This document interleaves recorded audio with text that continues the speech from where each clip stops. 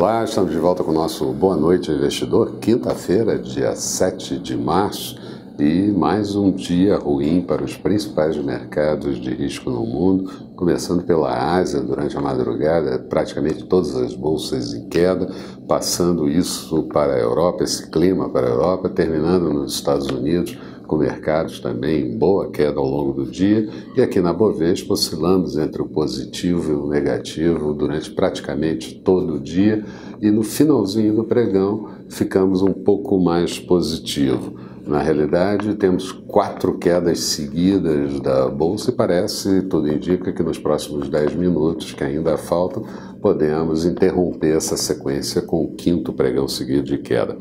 O pano de fundo segue sendo a percepção dos investidores com relação à desaceleração da economia global, e hoje essa perspectiva foi reforçada pelo Banco Central Europeu, reduzindo a expectativa de crescimento do ano de 2019 para a zona do euro de 1,7% para 1,1%. Aliás, o Banco Central Europeu manteve a política monetária estabilizada, o que significa dizer taxa de depósito negativa em 0,40% e taxa de refinanciamento zero, e anunciou o refinanciamento de operações com um prazo prolongado, os que eles chamam de TLTRO, a partir de setembro, podendo ir até março do ano de 2020. E isso permitiu uma leitura dos investidores de que a taxa de juros por lá certamente vai se manter nesse patamar por um longo período e pode chegar até ficar nesse patamar no ano de 2020.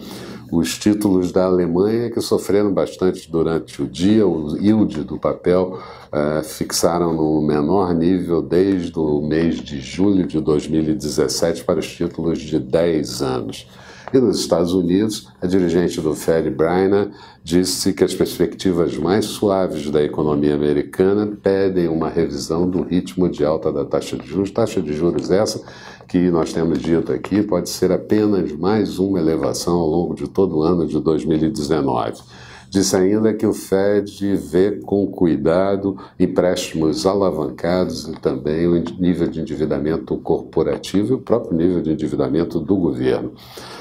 Há uma nítida busca por fluxo de recursos para treasuries americanos nesse momento, se protegendo um pouco da desaceleração econômica da Europa frente à economia forte ainda dos Estados Unidos e por conta, claro, da incerteza internacional. Aqui, investidores e fundos fazendo algumas operações, a gente conseguiu detectar isso, contra o real no mercado futuro. E falando de Brasil, o presidente Jair Bolsonaro, que já tinha polemizado ao longo do carnaval com a divulgação daquele vídeo no Twitter, hoje voltou a falar que a democracia só existe com apoio dos militares. O seu vice-presidente tentou dizer que houve uma má interpretação da fala do presidente e que ele se referia ao processo todo da Venezuela. E o Banco Central divulgou o fluxo cambial do mês de fevereiro, entrada de recurso no montante de 8,6 bilhões de dólares, e com isso o fluxo do ano fica também positivo em 7,95 bilhões de dólares. Resumo do dia, faltando cerca de 10 minutos para o encerramento, a Bovespa tinha alta de 0,10%, índice em 94.310 pontos ao longo do dia, chegou a vazar os 94 mil para baixo. Dow Jones mostrava uma queda de 0,94% e o Nasdaq tinha uma queda de 1,29%. Petróleo WTI ajudou um pouquinho com as cotações de Petrobras. Petróleo em alta em Nova York de 0,60%, barril cotado a 56 dólares e 56 centavos. Euro negociado em forte queda em relação ao dólar a 1,118 da moeda americana, hoje chegamos a estar a 1,13 da moeda americana, e notes americanos títulos de 10 anos também com forte queda da taxa de juros para 2,63%. Por aqui, depósitos interfinanceiros oscilando próximo à estabilidade, um pouquinho acima, um pouquinho abaixo do encerramento de ontem, e dólar muito pressionado, valorização de 1,28%, moeda americana fechando em 3,88 centavos, mas ao longo do dia chegou a vazar R$ 3,90 na máxima do ano de 2019. Na agenda de amanhã, vamos ter por aqui a divulgação do IGPDI fechado do mês de fevereiro e sai também o IPCS da primeira quadricemana do mês de março.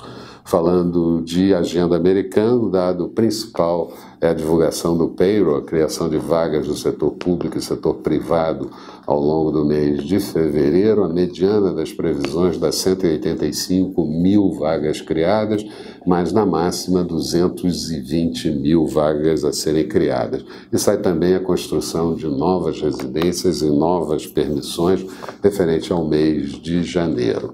Eram essas as considerações que eu gostaria de fazer. Tenham todos uma boa noite e eu espero vocês amanhã aqui bem cedo com o nosso Boa Noite, Bom Dia Investidor. Até lá então.